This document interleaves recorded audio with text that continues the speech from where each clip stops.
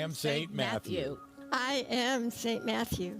I am Saint Matthew. I am Saint Matthew. I am Saint Matthew. I am Saint Matthew. I am Saint Matthew. I am Saint Matthew. I am Saint Matthew. I am Saint Matthew. I think the transformation that God has led me to is the realization that as small as I am, I can make a difference. I can be part of this fabulous, wonderful world that we have, and that I do have life experience of going through chaos and hope and suffering and redemption, and I know I am forgiven. In my upbringing and in the earlier years of my faith journey, there was a lot of legalism, a lot of need to figure out, is this right, is this wrong, should they be doing this or not? I feel like that's a real process that God continues to take me through, to be at a place where I don't have to have all those things figured out, and where I certainly don't have to have answers to those things to be able to love any given person. One of the first events that I experienced as far as transformation goes, when I was young in the small Scandinavian congregation, age 4, just before the polio vaccine came out, my dad got polio. He was 36. He wasn't one of the prime people for getting polio, yet he did. And at that point, I had enough Sunday school experience that I was well acquainted with, ask and you shall receive. And so the prayer was, heal my dad. Just simple. And my visualization of the answer for that was that he would be exactly the same he was before he had polio. That didn't happen. So that's been something that I've had to wrestle with my entire life. And in seeking to be transformed, I always have to push into those things that are, I guess maybe for a lack of a better word, conundrums. What does it mean to ask and receive? How big is God? How can we fit God into what science is telling us?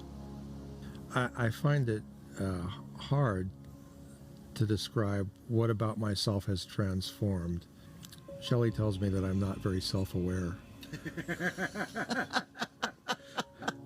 And I'm afraid she's right. I guess what I can say is I have experienced a lot of grace over the years, and the grace that I've received, I'm more able to extend to others. And I think that's something of a transformation. Yvonne and I have been members at St. Matthew for quite a while, and it's a community where we've seen Jesus present in many different situations. And some of the situations are glorious, and some of them are not so glorious. But it's a journey that we have fully appreciated because we can see Jesus present, if not in a particular situation, in the community at large. That's what grace is about, right? I mean, the grace of Jesus, it surrounds me, and the people who he's put in my life express his grace to me all the time, and come to realize that things aren't always what they seem, and it's not wise to make snap judgments about somebody, but to hear their story and to find out, what it is that has made them the way they are. That is, in my mind, that's the grace of Jesus. It's a transforming love for me that God's mercy is here for all of us. Jesus opened the eyes of the blind, raised the dead to life, and spoke of being born anew. We therefore value awakening, transforming, and becoming truly living beings.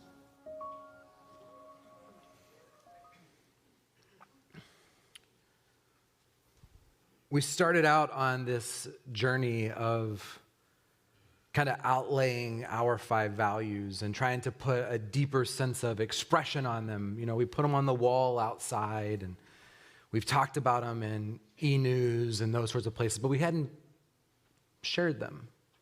And so as we dreamed about that, we dreamed about shooting these videos, and I want to say a special thank you to Mike Basil.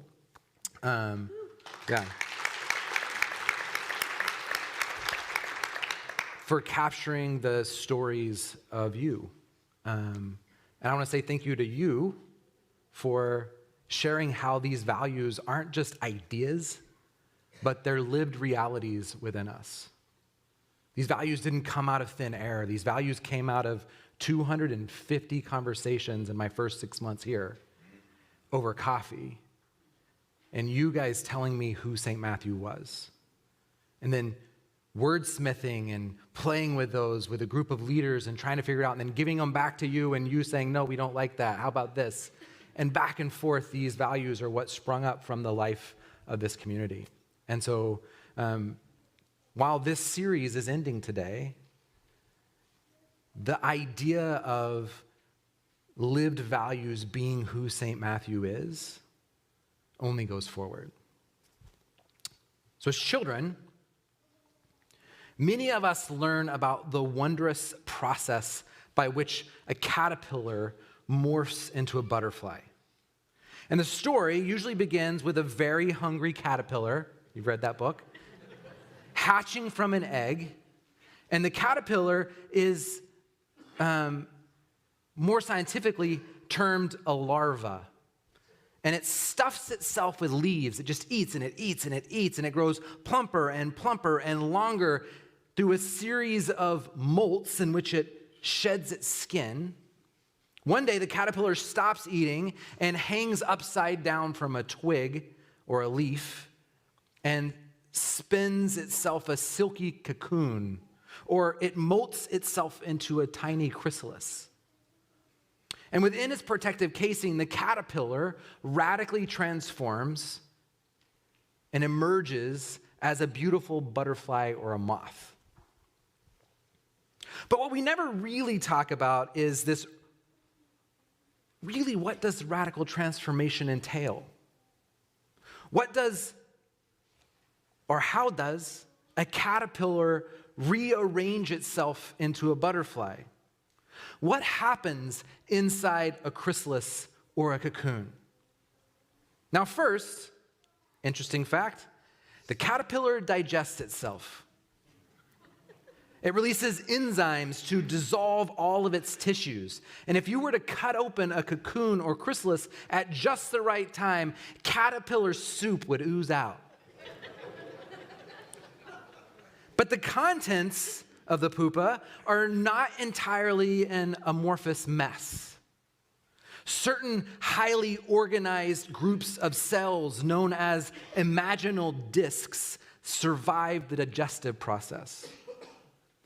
And before hatching, when a caterpillar is still developing inside its egg, it grows an imaginal disc for each of its adult body parts that it needs to mature as a moth or a butterfly. So discs for its eyes, and discs for its wings, and discs for its antennae, and discs for its legs, and so on and so on. Now, once a caterpillar has digested all of its tissues except for the imaginal discs, those discs use that rich protein-based caterpillar soup, and that rapid cell division is what gets fed into the caterpillar to make the process of metamorphosis happen. It's that soup which gives them enough rapid cell division to create the wings and the antenna and the legs and the eyes and all the other features of an adult butterfly or moth. The imaginal discs for example, might begin with only 50 sales, but in that period will multiply to 50,000 sales. One study even suggests that moths remember what they learned later in their stages as caterpillars, right? So they remember what it was like to be a caterpillar. Now, as we did all these interviews, in this section of the I Am St. Matthew videos, we heard great stories about how Jesus transformed people's lives. But there were a couple of veins that ran through each of the stories. And they run through my life as well. That as we're on this metamorphosis journey with Jesus, grace continues to unveil itself in new ways with new clarity, and at different moments in our journey, we're awakened to deeper levels of who God is. Often we're awakened to deeper levels of who our neighbor is. And even more frequently, we're awakened to different levels about who we are. Grace continues to unveil itself. Now, I've been doing this pastor thing for a long time. 24 years full-time this year. Next year will be my 25th year in full-time ministry. And when I look back at the 25 years of this ministry, there's a lot of beautiful, powerful things. There's moments that I can recall, in fact, beautiful moments I can call where I saw God super clearly. But I can also name a lot of slimy, goopy, butterfly juice metamorphosis moments. There's a lot of mess when I look back on my 20s in ministry. See, when I first started in my faith as a kid, I knew a lot about faith and a little about love and nothing about grace. But what I knew about was very similar to what Shelley says she knew about. I knew the law. I knew how to judge myself. I knew how to think about my sin over and over and over. And I knew how to think about your sin. And I was really good at telling you what you should do without possibly thinking about what I should do. And I use the sacred texts as a weapon to be wielded in the sphere of life. But in the bottom of all that goop, I knew a lot about guilt and shame. My ministry in that time in my 20s and early 30s is filled with a lot of self-consuming messiness. Like a soupy mess dancing in my family and my friends and my faith and my church and my life. But like a caterpillar, the spiritual DNA necessary for transformation had already been implanted. He that began a good work in me would see it through into completion. And that protein-rich soup of my past pain and suffering and angst and failure is the stuff that helped me become the person that God has made me to be today. Now hear me, I don't think I'm a butterfly yet. May dress like one, but I'm not one.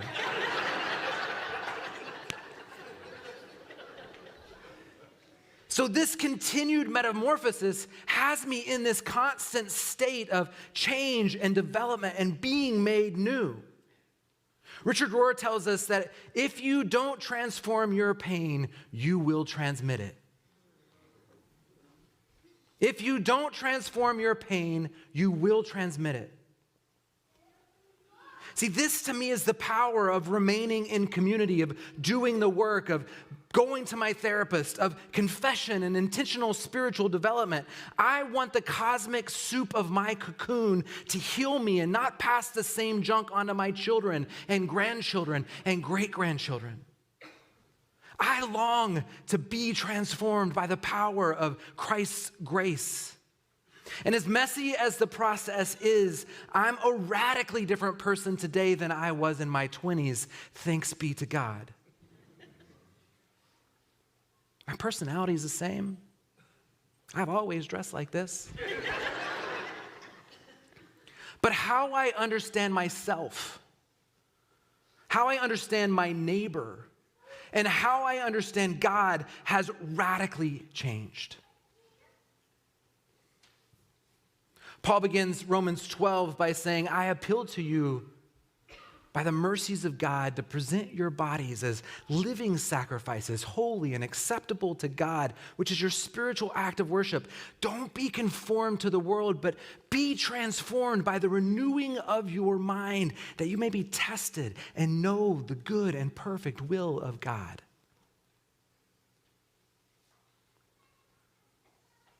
Because of the great mercy and grace of Christ that's been granted to me as a believer, I am being transformed. Now, this metamorphosis really involves renewing our minds.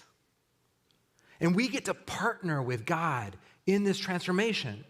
Right? We get to partner with God in the renewing of the things that we think and the stories that we keep playing in our minds, the things that we hold. And at the center of all of this metamorphosis, this transformation, is a partnership in grace.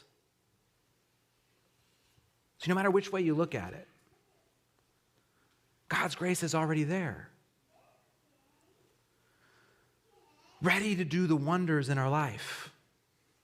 As I read about the butterfly this last month, it appears to me that God's grace is actually the imaginal discs that are implanted in us before we even know that God loves us. It's in our DNA.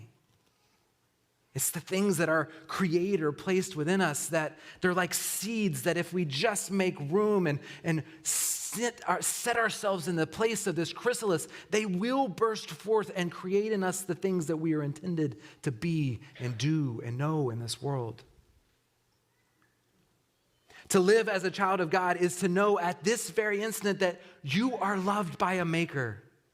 Not because you try to please God or to succeed in God or fail to please Him and apologize and make everything right, but because God simply wants to be your Father. Nothing more. So all our efforts to win God's affection, they're unnecessary. And all of our fears about losing God's affection, also unnecessary. We can no more make Him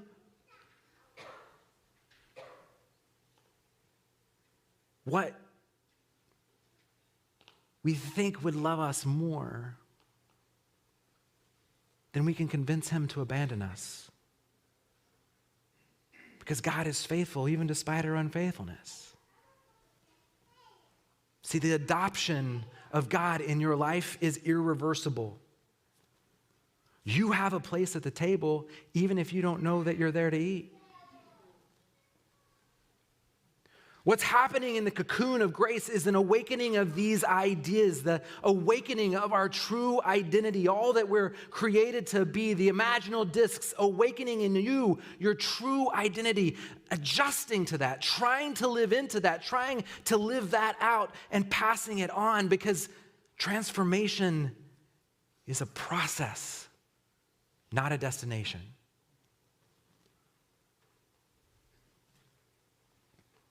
So when grace pops out of a cocoon, generosity happens.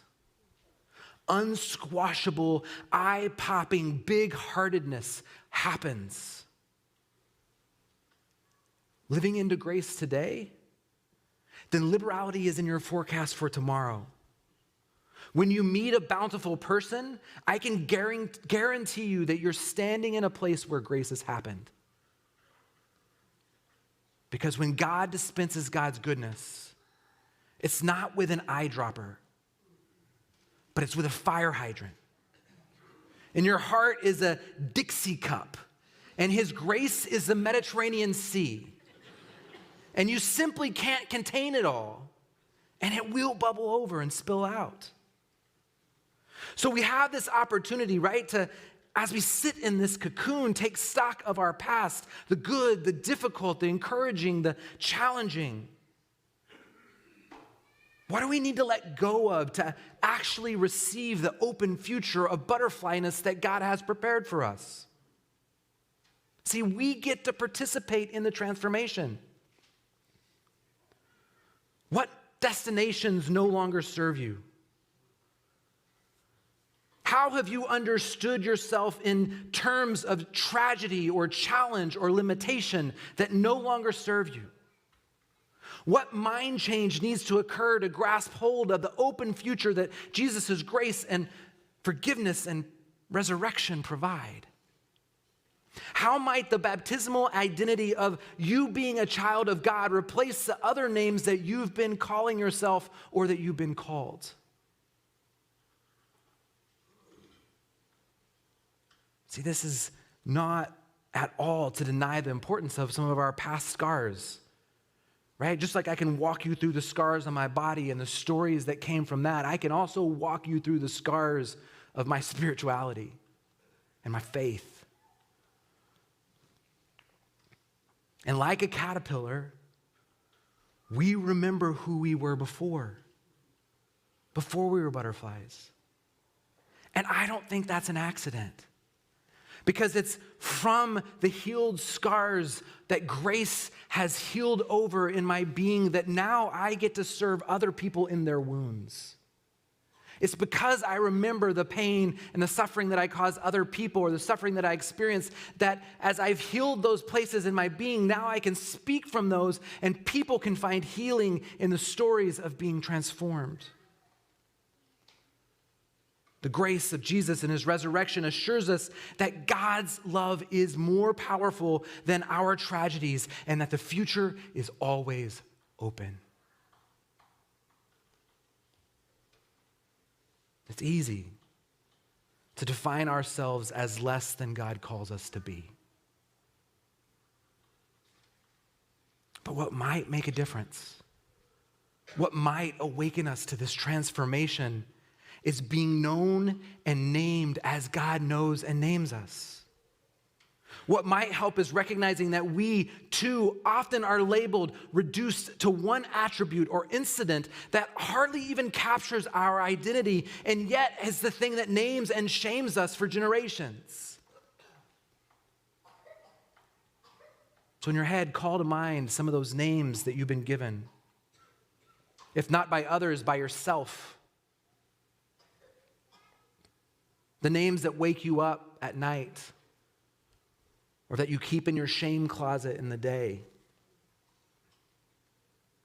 To name those illnesses or failures or missteps or regrets that somehow have become the name with which we identify ourselves. But hear this, church. Christ sees you differently. Christ names you differently.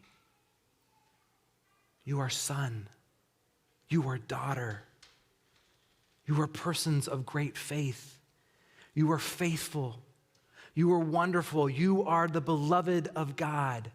You are cherished. You are loved. You are whole in Christ. You are chosen. In Christ, you see, we're given new names. In fact, it's in our baptism that we're named as a child of God and promised that no matter what happens, no matter where we go in life, no matter what you may have done or will do, God sees you as a unique and unrepeatable miracle of his creation, worthy of love and honor and respect. Church, this is why St. Matthew values transformation. Each week we come to church and we come to remind ourselves of our new names, to be reminded of our identity given and held in absolute and unconditional love of Christ. We come to be reminded because so much in the week has worked to make us forget and undermine our confidence in who God has named us to be. So we come to church each week to be named anew You are his beloved. And there is nothing that can separate you from him. And when we remember our new name and we receive it again, our new identity, perhaps then we can go out and resist the urge to use destructive names to define and label and reduce others. So this week, it's our privilege to remember anew, beloved child of God, and to set people free to walk in future of hope and promise. So keep doing the work of the cocoon in the world. Keep believing that God already has placed those imaginal discs within your being. Keep making things new as God keeps making things new in and through you. Because God's grace has a drenching about it. It has a wildness about it. It has a white water, riptide, turn you upside downness about it. Grace comes after you. It rewires you from insecure to God secure. From regret riddled to better because of it. From afraid to die to ready to fly. Grace is the voice that calls us to change and then gives us the power to pull it off. Please pray with me. God, we seek to be a church that embraces the cocoon moment, knowing that you who began a good work in us will carry it through to completion. And knowing that we have a part in transformation, God, help us to claim the names that you give us. Saint, not sinner. Healed, not broken. Whole by the power of your Son, Jesus Christ.